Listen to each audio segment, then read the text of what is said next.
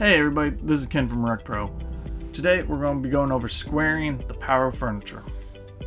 The tools that you'll need for this project is a 10mm socket, a wrench or an impact, and a speed square or something with a square edge.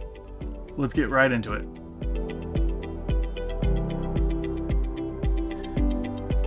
To get started, you'll have to flip your furniture over.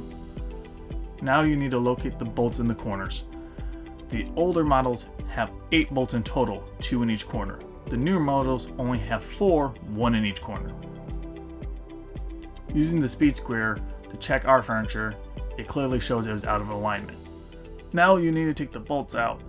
You can either remove or loosen them all so you get the ability to adjust the frame as needed.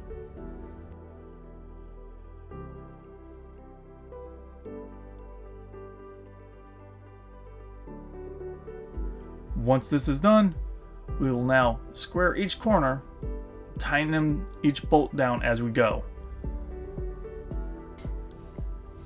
Now you just need to do this to every single corner to get it all squared up.